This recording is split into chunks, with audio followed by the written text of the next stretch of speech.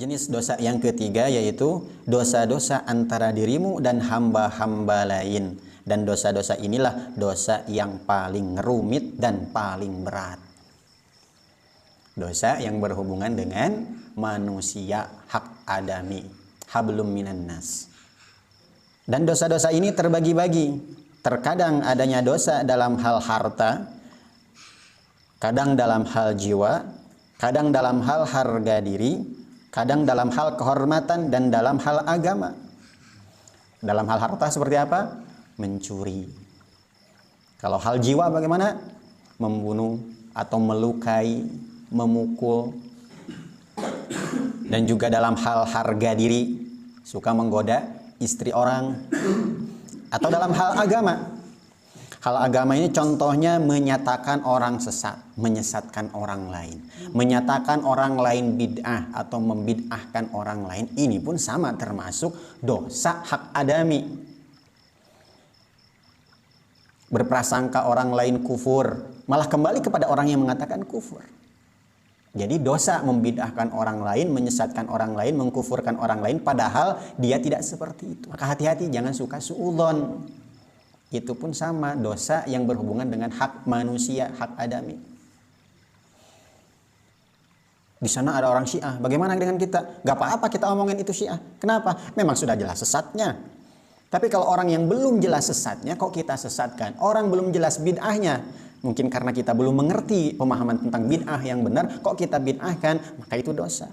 Tapi kalau yang sudah jelas kufurnya, sudah jelas sesatnya, sudah jelas musyriknya, itu nggak masalah.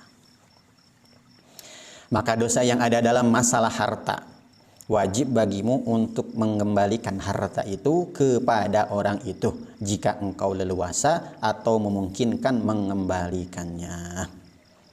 Jadi minta maaf, terus mengembalikan hartanya.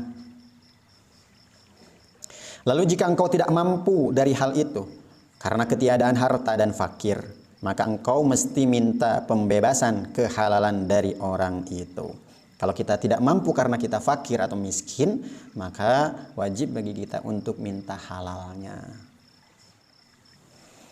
Kalau ternyata kita mampu, ada uangnya, kemudian tidak mengembalikannya, apalagi tidak minta maaf juga, ini akan sulit untuk masuk surga. Kenapa? Takutnya nanti di akhirat kita akan dituntut oleh orangnya. Kan sekarang dia melupakan, dulu waktu kehilangan dia sakit hati banget. Jangan sampai kita nggak jadi masuk surga atau dipersulit masuk surga gara-gara kita pernah mengambil barang orang lain, hak orang lain, tidak mau menggantinya padahal mampu. Mampu loh ya. Beda lagi ceritanya kalau kita tidak mampu. Lalu jika engkau tidak mampu dari hal itu karena tidak adanya orang itu atau ia telah wafat dan memungkinkan bersedekah yang diniatkan pahalanya untuk orang itu, maka lakukanlah bersedekah itu. Misalnya orang yang pernah kita curi, sekarang kita tidak tahu di mana dia berada. Sudah mencari nggak ketemu juga, maka kita bersedekah dengan nominal yang pernah kita curi, diniatkan bersedekah atas nama orang yang kita curi hartanya. Atau jika dia sudah meninggal, maka kita berikan kepada ahli warisnya. Kalau ternyata ahli warisnya juga nggak tahu, ya sama, diniatkan atas nama orang yang sudah meninggal.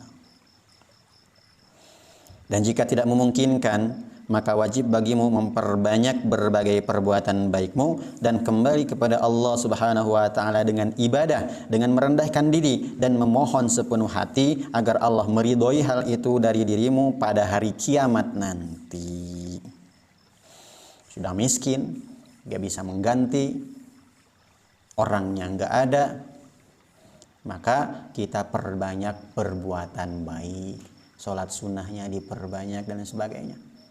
Makanya kenapa kita dianjurkan untuk menjaga sholat duha kita, qobliyah subuh kita, yang pahalanya apa? Seperti mendapatkan dunia dan seisinya. Jangan diibaratkan dunia dan seisinya, kita akan mendapatkan dunia dan seisinya, kita akan kecewa. Kita sudah istiqomah qobliyah subuh, tapi kok harta saya nggak bertambah, gini-gini aja hidup. Susah terus. Kecewa kalau memikirkan itu. Tapi pikirkan kalau kita punya dunia dan seisinya, kemudian kita sedekah dengan uang tersebut, dengan harta tersebut, berapa banyak pahalanya? Besar sekali. Punya uang 1 miliar saja kita sedekahkan, itu besar pahalanya. Ini punya harta dunia dan seisinya, kita sedekahkan, berapa besar itu pahalanya?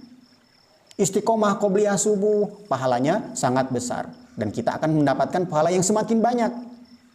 Untuk apa? Untuk mengganti takut-takutnya banyak orang yang menagih nanti di akhirat terhadap kezaliman kita kepada mereka. Kalau kita hanya sekedar mengandalkan yang fardu-fardu saja, yang sunnah tidak dikerjakan, naudzubillah, nanti orang-orang menuntut kita, habis pahala kita. Ya, maka perbanyak amalan kebaikan.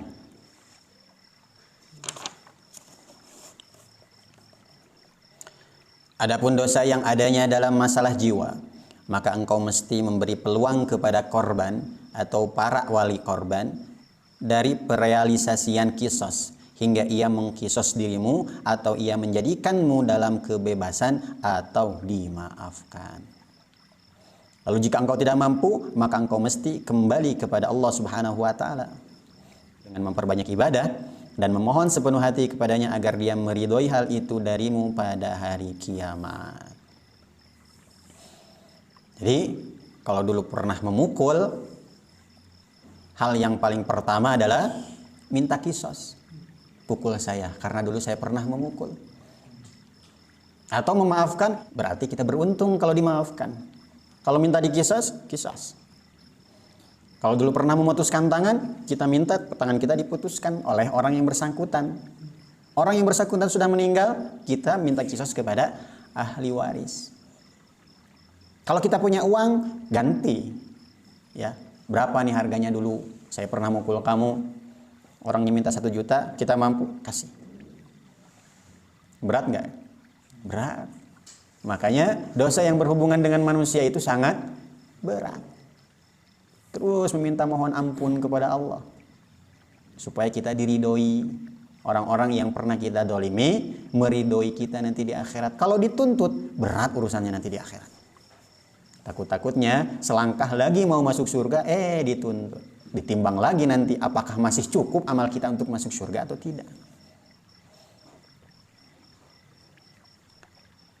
Maka perbanyaklah doa ini.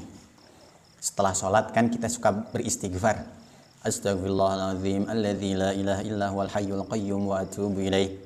2 kali atau 3 kali. Atau bisa juga yang ketiganya kita ganti. Astaghfirullahaladzim li wali walidayya wali ashabil huquqi wajibati alayya. Ini doanya untuk siapa? Untuk orang-orang yang pernah kita zalimi. Mereka punya hak dari kita. Jadi kita doakan orang yang pernah kita zalimi. Mudah-mudahan dengan doa kita mendoakan dia, nanti di akhirat jadi pertimbangan Allah.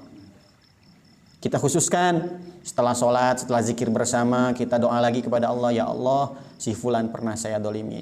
Sebutkan namanya. Saya belum mampu minta maaf. Karena malu, karena gak ada uang. Maka ampuni dosa-dosanya ya Allah. Berikan dia hidayah ya Allah. Berikan kesejahteraan untuk keluarganya dan lain sebagainya. Doa kebaikan untuk orang-orang yang kita zalimi. Mudah-mudahan itu jadi pertimbangan Allah supaya Allah meridhoi kita dan supaya orang itu meridhoi kita nanti di akhirat, tidak menuntut kita. Adapun dosa dalam masalah harga diri, maka jika engkau menggibah orang lain atau membuat kebohongan tentang dirinya, memfitnah atau memakinya, maka terpastikan bagimu mesti menjelaskan bahwa dirimu telah berbohong di hadapan orang yang engkau telah berbuat hal itu mengenai diri orang itu. Dan engkau meminta pembebasan kehalalan dari korban kebohonganmu itu jika memungkinkan bagimu. Jadi kalau kita pernah memfitnah orang lain, contohnya saya memfitnah Rio di hadapan Pak RW, Mang Herdi, Mukid dan juga Alex, maka saya harus meminta maaf kepada Rio di hadapan 4 orang ini. Kalau fitnah kita sudah pada ratusan orang, berarti harus minta maaf kepada Rio di hadapan ratusan orang itu.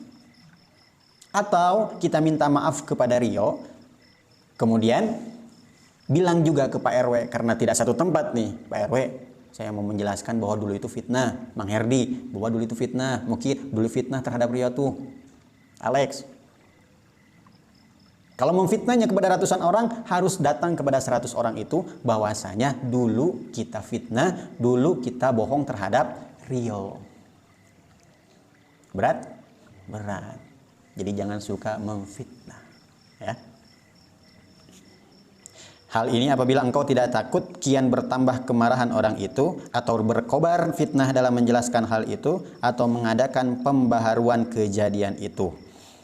Itu kalau tidak takut terjadi fitnah atau huru hara lebih besar. Saya minta maaf kepada Rio di hadapan 4 orang tadi, kalau tidak akan terjadi permasalahan baru. Tapi kalau saya minta maaf di hadapan Rio, di hadapan 4 orang, karena saya fitnahnya di depan 4 orang ini, malah jadi berantem saya nanti dengan Rio, maka kalau begitu tidak perlu minta maaf. Kenapa? Karena takutnya permasalahan malah bisa menjadi lebih besar. Berantem terjadi pembunuhan. Naudzubillahi min dzalik. Apalagi sudah ngaji bebarengan, gara-gara minta maaf tersebut dulu pernah fitnah, salah satunya gak mau ngaji lagi misalnya karena pecah hati, gak mau deketan lagi. Kalau seperti ini kan menimbulkan masalah yang baru, permasalahan yang lebih besar, maka tidak perlu minta maaf, tapi minta maaflah kepada Allah. Dan juga minta maaf untuk orang yang kita fitnah, untuk orang yang kita bohongi, minta maafkan kepada Allah. Ya Allah, ampuni orang tersebut. Mudah-mudahan itu bisa menjadi pertimbangan Allah supaya orang tersebut meridhoi kita nanti di akhirat. Lalu jika engkau takut dengan hal itu, maka kembalilah kepada Allah Subhanahu wa taala agar Dia meridhoi hal itu darimu dan agar Dia menjadikan untuk orang itu kebaikan yang berlimpah sebagai pertimbangan dan sebagai perimbangannya, dan memohon ampunan yang banyak untuk korban itu. Sudah dijelaskan tadi ya, kita harus benar-benar sungguh meninggalkan hal tersebut, memfitnah, berbohong, kembali kepada Allah, memperbanyak ibadah, dan kita memperbanyak doa untuk korban tersebut. Apa tadi doanya? Astaghfirullahaladzim li wali walidayya wali ashabil huquqi wajibati alayya. Apalagi ditambah dengan doa khusus. Ketika tahajud doakan lagi, setelah duha doakan lagi, setelah sholat fardu doakan lagi. Mudah-mudahan itu menjadi perimbangannya, pertimbangan Allah supaya Allah meridhoi kita dan merubah hati orang tersebut, merubah korban tersebut, hatinya menjadi ridho kepada kita nanti di akhirat. Adapun dosa menyangkut kehormatan, seumpama engkau mengkhianatinya terhadap keluarganya atau anaknya atau semacamnya, maka tidak ada cara untuk meminta kehalalan dan melakukan penjelasan, karena sesungguhnya hal itu akan menimbulkan fitnah dan kemarahan. Contohnya, Mang Dani menggoda istrinya Tino. Mang Dani minta maaf kepada Tino, malah jadi pertengkaran. Maka tidak ada cara untuk minta maaf hal seperti ini. Cukup doakan Tino saja.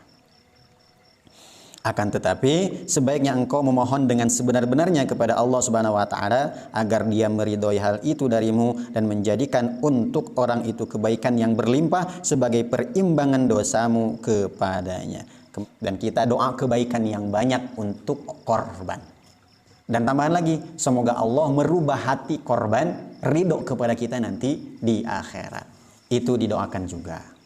Lalu bila engkau merasa aman dari fitnah dan pertengkaran sengit dan kondisi ini jarang terjadi, maka mintalah kehalalan dari orang itu. Misalnya Tino ini orangnya yang sangat baik. Kayaknya kalau saya minta maaf kepada Tino karena menggoda istrinya, Tino gak akan marah. Maka minta maaf kepadanya. Ya, cuman itu kata Imam Ghazali jarang terjadi. Biasanya kalau masalah kehormatan laki-laki itu marah. Ya. Adapun dosa yang berkaitan dengan agama, seumpamanya engkau mengkafirkan orang lain atau menilainya berbuat bid'ah, yakni membid'ahkan orang lain, atau engkau menganggapnya sesat, maka perbuatan itu adalah masalah yang paling berat. Mengkafirkan orang lain, membid'ahkan orang lain, menyesatkan orang lain padahal tidak, maka itu adalah masalah yang paling berat. Karena barang siapa yang mengatakan orang lain itu kafir, sedangkan tidak sesuai, maka kembalilah kekafiran itu kepada orang yang mengatakannya. Yang mengatakan orang lain bid'ah padahal dia tidak berbuat bid'ah. Bid'ahnya hanya sesuai dengan pengertiannya saja, pengertian pribadi, pengertian golongannya. Padahal orang lain tersebut tidak bid'ah, maka kembalilah bid'ah itu kepada orang yang membid'ahkan. Dan ini adalah masalah yang sangat besar. Maka engkau perlu untuk menjelaskan kebohongan dirimu di hadapan orang yang engkau telah berkata kepadanya tentang hal itu. Dan engkau memohon kehalalan dari lawan perkaramu atau korbanmu jika memungkinkan bagimu. Dan bila tidak, maka memohonlah dengan sepenuh hati kepada Allah Subhanahu wa taala dengan sungguh-sungguh dan menyesali semua itu agar Allah sudi meridhoi hal itu darimu. Kalau sanggup, kita harus memohon maaf. Cuman masalahnya ketika kita membid'ahkan satu golongan, membid'ahkan suatu hukum, berarti kita menuduh banyak sekali orang. Artinya harus meminta maaf kepada orang-orang yang pernah kita bid'ahkan. Contohnya membid'ahkan tahlilan. Yang mengerjakan tahlilan banyak apa tidak? Banyak sekali. Dan membid'ahkan tahlilan akan kembali kepada orang yang membid'ahkannya. Karena tahlilan itu bukan bid'ah. Tahlilan itu kan kumpulan daripada bacaan-bacaan. Bacaan tasbih, bacaan sholawat, bacaan tahlil la ilaha illallah. Ada nggak dalilnya itu? Ada. Hanya saja dikumpulkan dalam satu momen ketika orang meninggal. Apakah bacaan la ilaha illallah dilarang? Tidak. Tasbihnya dilarang? Tidak. Baca yasinnya dilarang? Tidak. Berarti tahlilan itu bukan bid'ah. Orang yang membid'ahkan tahlilan berarti harus minta maaf kepada pelaku tahlilan satu dunia. Makanya disebutkan masalahnya masalah besar. Kalau tidak sanggup, memohon maaflah kepada Allah Subhanahu wa taala agar Allah meridhoi kita dan agar orang-orang yang kita bid'ahkan meridhoi kita di akhirat. Harus tobat dulu, berhenti dari membid'ahkan orang lain, mengkafirkan orang lain, menyesatkan orang lain. Kembali lagi kepada doa yang tadi. Astagfirullahaladzim li wali walidayya wali ashabil huquqi wajibati alayya. Jadi ini diniatkan kepada semua yang pernah kita sakiti, yang pernah kita bid'ahkan, yang pernah kita sesatkan atau kafirkan. Diniatkan untuk seluruhnya. Atau doa, ya Allah, orang-orang yang pernah saya bid'ahkan, hukumnya pernah saya bid'ahkan, semua mereka itu ampunilah mereka, permudahlah urusan mereka semuanya. Mudah-mudahan itu bisa mengimbangi nanti di akhirat menjadi pertimbangan Allah untuk mengampuni dosanya.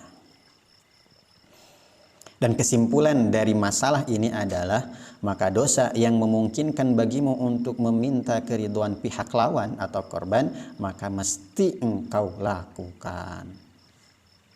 Kalau kita sanggup untuk meminta maaf, maka lakukan, wajib. Cuman untuk meminta maaf itu sangat berat. Maka karena sangat beratnya ini, jangan coba-coba berbuat dosa yang berhubungan dengan manusia. Baik itu menyakitinya, membicarakannya, membid'ahkannya, pokoknya yang berhubungan dengan manusia tinggalkan. Kalau begitu yang berhubungan dengan Allah boleh dong? Tidak juga. Sama, semua dosa harus kita tinggalkan, cuma yang berhubungan dengan manusia ini lebih berat lagi. Jangan coba-coba.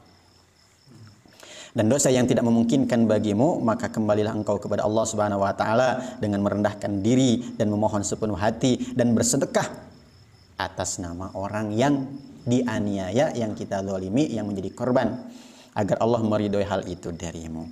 Maka semua hal itu berada dalam kehendak Allah Subhanahu wa taala di hari kiamat. Tergantung Allah mau memaafkan atau tidak. Cuma dengan memperbanyak sedekah atas nama orang yang kita zalimi, dengan memperbanyak doa untuk orang yang kita zalimi, maka mudah-mudahan Allah meridhoi kita, jadi pertimbangan. Dan berharaplah memperoleh ampunan dari Allah dengan anugerahnya yang agung dan kebaikannya yang merata. Sesungguhnya Dia apabila mengetahui kejujuran dari hati seorang hamba, maksudnya hatinya itu benar-benar niat untuk meminta maaf, cuman takutnya menjadi fitnah atau masalahnya menjadi besar, maka ini kejujuran hati.